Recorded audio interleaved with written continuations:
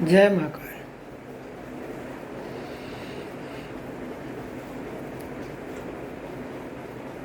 आज मैं आपको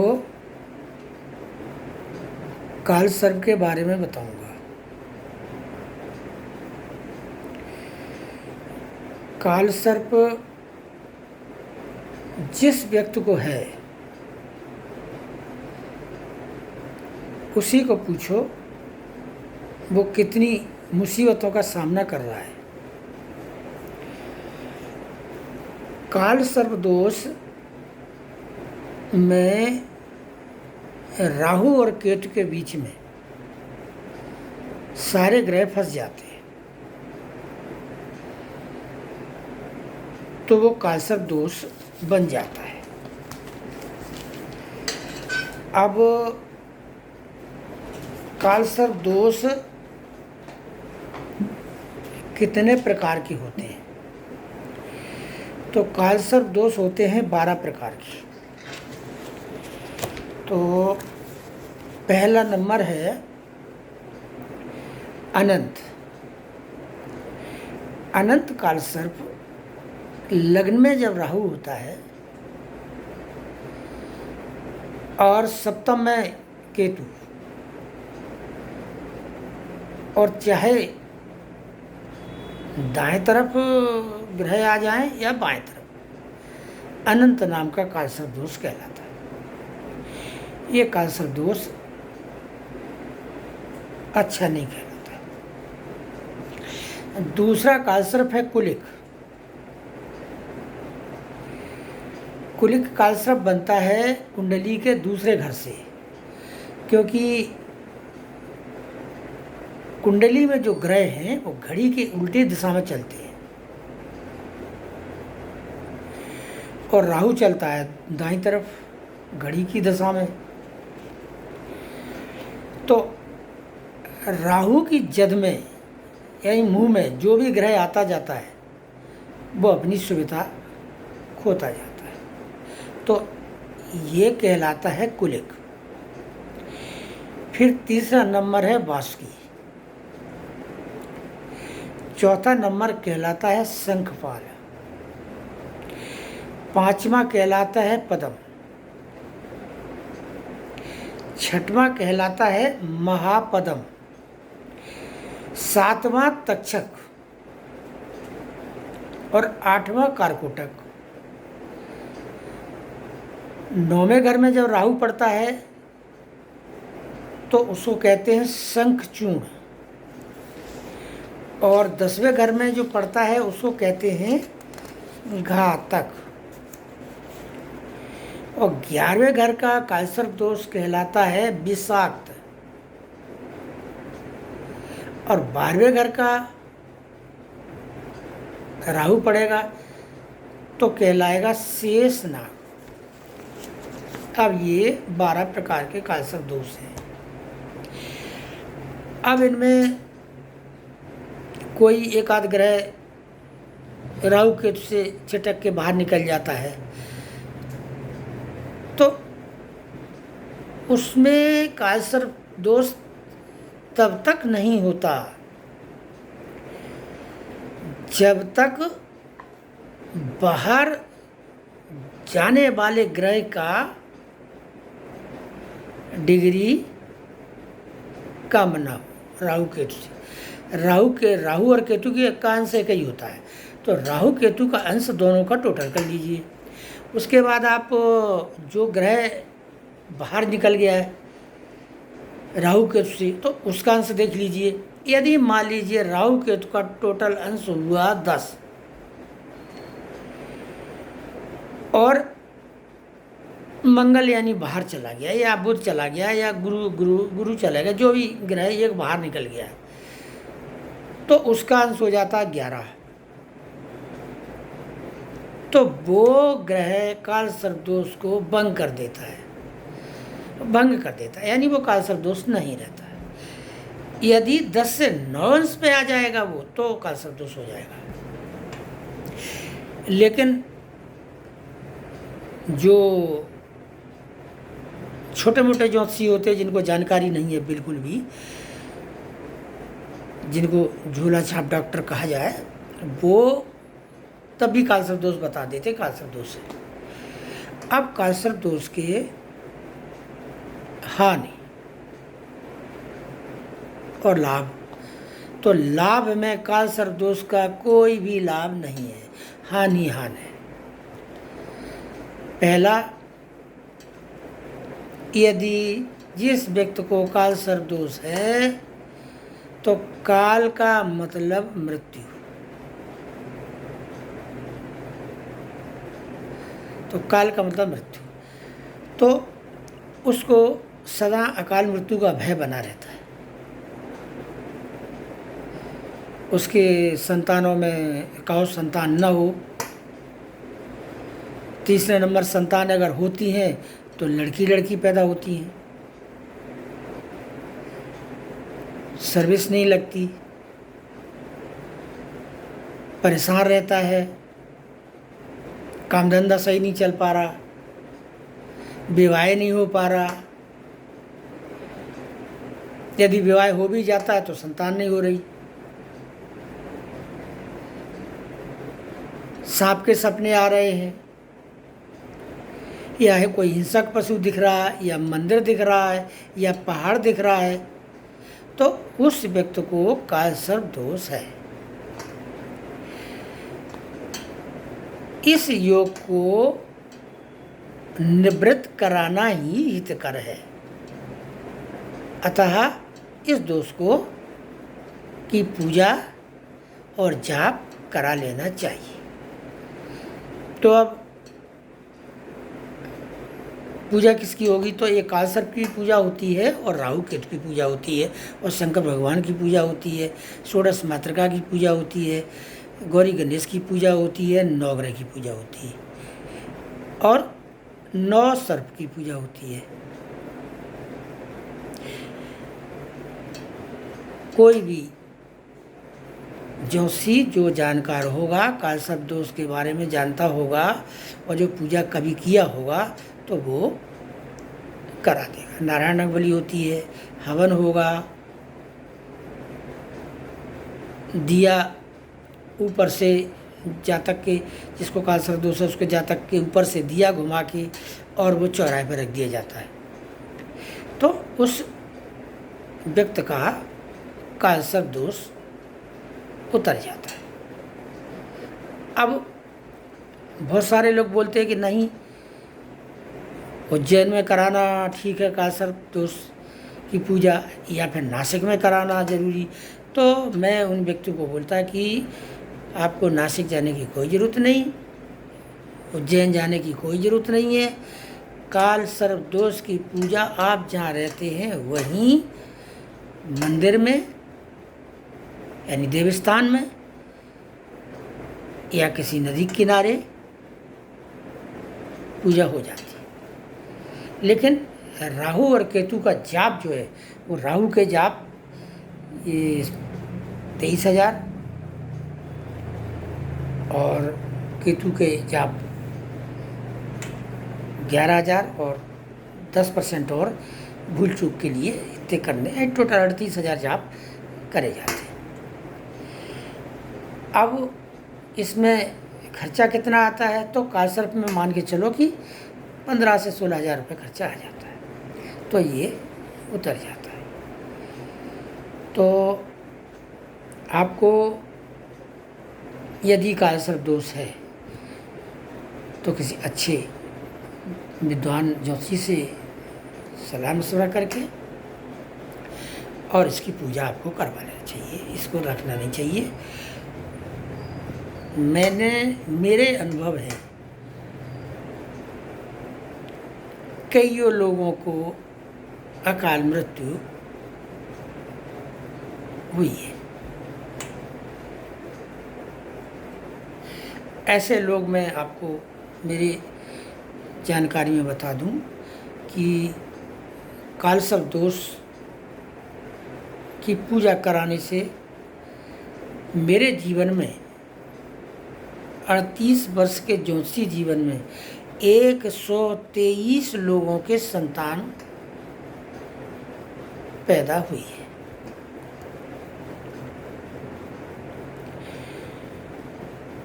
तो आपको आपसे ये मैं सलाह देता हूँ कि अब कालसर की पूजा आप जरूर करा लें, कालसर दोष रखे नहीं। ठीक है, अब मैं आपको कल का राशिफल बताता हूँ।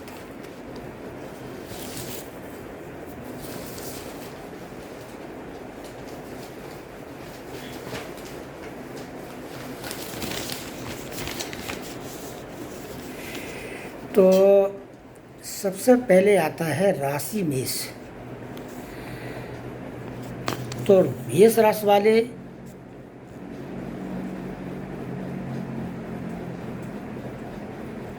को इस अवधि में विदेशों से, यानी विदेशों के द्वारा आर्थिक लाभ के योग हैं। होशियारी से काम लें, आपका दिन अच्छा जाएगा। वृषभ राशि, इसका स्वामी शुक्र, इसका शुभ अंक 3 है। जुआ, सट्टा, शेयर जैसे व्यापार न करें। शेयर भी एक तरह का जुआ है। यदि आपने किया तो ये मान के चलिए कि आपको आर्थिक हानि निश्चित है। अब मिथुन राशि, मिथुन राशि वाले का अंक है 6।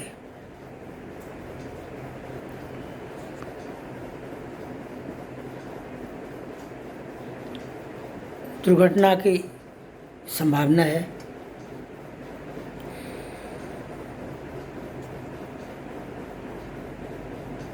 आपको सावधानी रखनी होगी, वाहन ठीक से चलाएं। मिथुन राशि का स्वामी बुध होता है।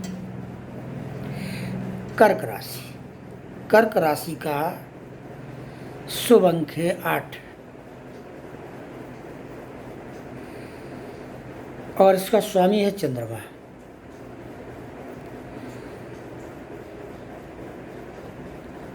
आपकी संपत्ति का यदि विवाद उलझा हुआ है तो विवाद आपका सुलझ जाएगा।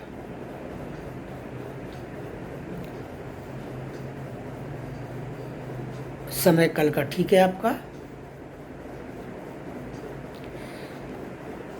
शरीर को आराम मिलेगा। सिंह राशि,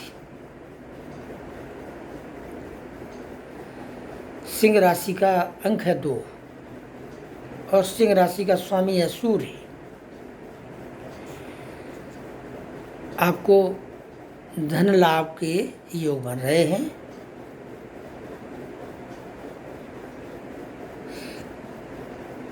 कहीं न कहीं से आपको धन की प्राप्ति अवश्य होगी। कन्या राशि, कन्या राशि का स्वामी है बुध और शुभ अंक है 1।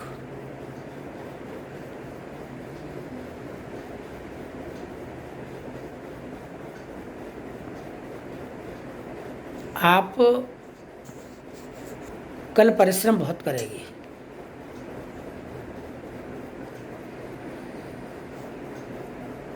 परिश्रम यदि करेंगे तो आपको धन की प्राप्ति अवश्य होगी।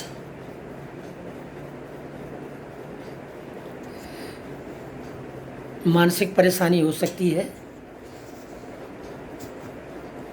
ज़्यादा नहीं होगी तो फिर भी दिन आपका सामान्य जाएगा। तुला राशि, तुला राशि का स्वामी है शुक्र, शुभ अंक है 2।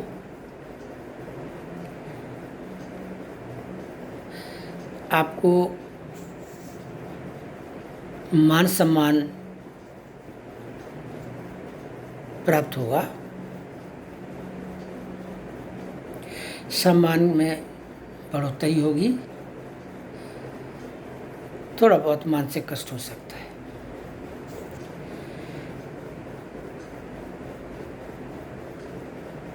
ये सब संघर्ष के बाद धन की प्राप्ति आपको अवश्य होगी।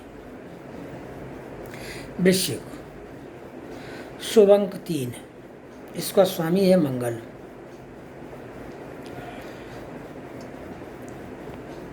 मंगल वृश्चिक राशि वाले क्रोधी स्वभाव के होते हैं, तो अपने क्रोध पे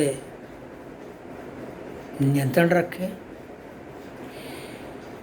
यानी वाणी पर संयम रखें, सोच समझकर बात करें। प्रॉपर्टी के मामले और जमीन जायदाद के मामले में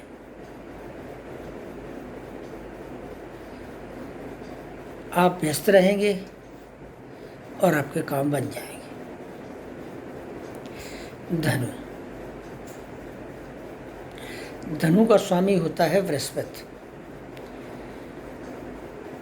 और इसका शुभ अंक है 4।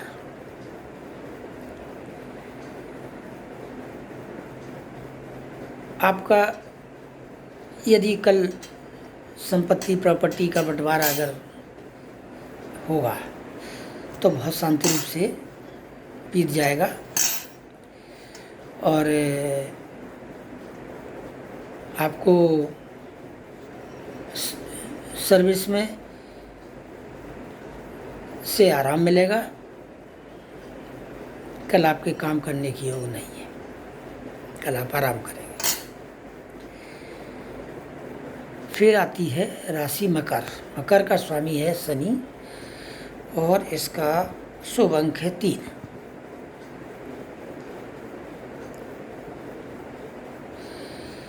मकर राशि वाले शनि की 7.5 में चल रहे हैं।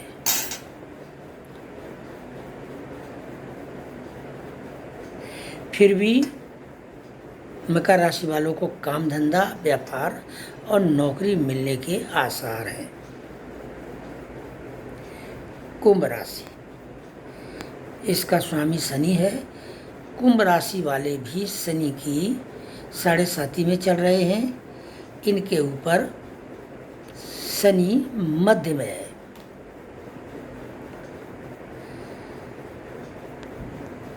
भौतिक सुख की प्राप्ति होने के आसार है।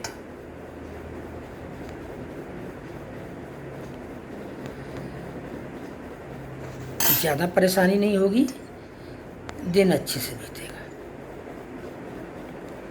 मीन राशि, मीन राशि का स्वामी है बृहस्पति। ये जलीय राशि है और इसका अंक है, शुभ अंक है 9। मीन राशि वालों के ऊपर भी शनि की 7.5 ही सिर के ऊपर चढ़ रही है।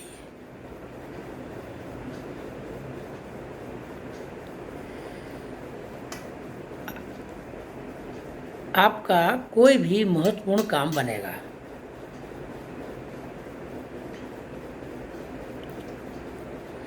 कोई भी आपका मित्र है वो आपको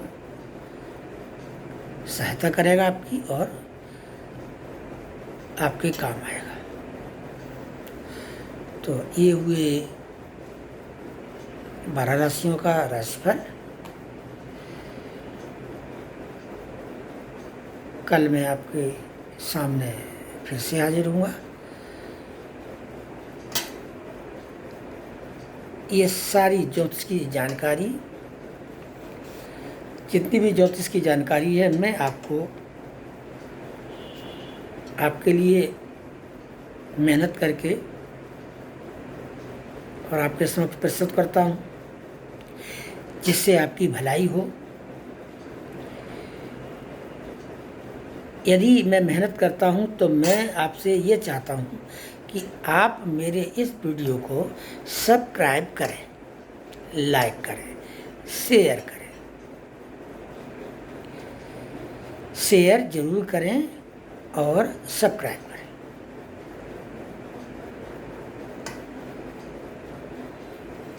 जय महाकाल, जय श्री राम,